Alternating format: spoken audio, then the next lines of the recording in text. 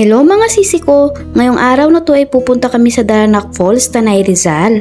At sa wakas, makukulayan na rin yung drawing naming swimming after 3 years. At tingnan nyo naman tong dalawang magkaibigan na to, kahit saan magpunta ay hindi nga talaga mapaghiwalay. Makikisakay nga pala kami sa kotse ng aming kaibigan mga sisi ko.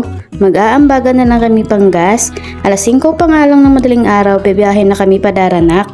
At matapos nga ang 2 oras na biyahe namin mga sisi ko ay andito na kami sa Daranac Falls. At nagulat nga kami ang dami ng tao, kahit pala inagahan namin dito ay marami ng tao, yung iba nga daw dito madilim pa lang ay nakapila na. At nakapasok na nga kami dito mga sisi ko sa haba ng pila, at sa wakas maghahanap na kami ng cottage. At dito nga pala sisi ko, kayo ang maghahanap ng cottage nyo kung saan kayo pupwesto. At tingnan nyo naman tong partner ko at si Kimi nagmamadali dahil gusto nila dun kami malapit sa falls pupwesto. Pangalawang balik na kasi nila dito sa Daranac kaya alam nila kung saan mayroong mas magandang pwestuhan. Kaso pagdating namin wala nang bakanting cottage, kaya naghanap na lang kami kung saan meron pang bakanting cottage. At dito nga kami nakahanap ng cottage mga sisi ko malapit sa may tulay. At nagkanya-kanyang lapagan na nga kami sa aming mga dala mga sisi ko at kakain muna kami bago maligo. Dahil hindi nga kami nag-almusal bago kami umalis ng Quezon. At ito kakain muna kami at magpapahinga bago kami maliligo.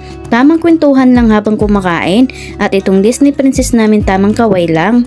At andito na nga kami sa tapat ng falls mga sisi ko.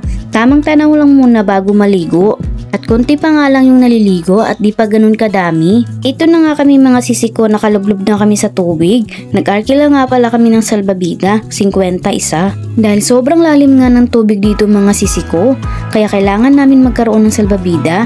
Alam nyo ba napakalamig ng tubig dito, tamang-tama sa init ng panahon.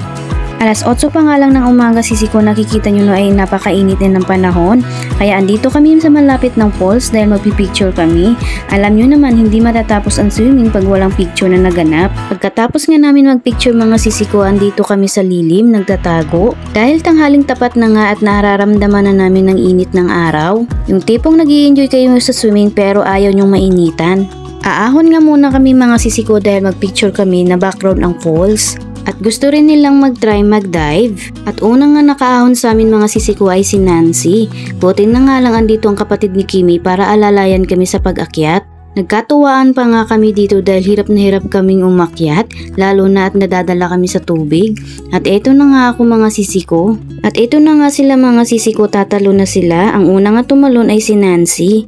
Hindi na nga pala kami nakapag-video habang nagpipicture background ng falls dahil nga mabilisan lang. At eto naman sila, nagtutulakan na kung sino nga ang susunod na tatalon. Susunod na nga si Indaylin sa pagtalon at niyaya nga pala niya si Shine na sumabay. Kaso ayaw niya. Tingnan nyo naman to si Indaylin, may pahagis pa ng salbabida at sombrero niya. Tinuro pa nga niya kung nasaan yung sombrero niya.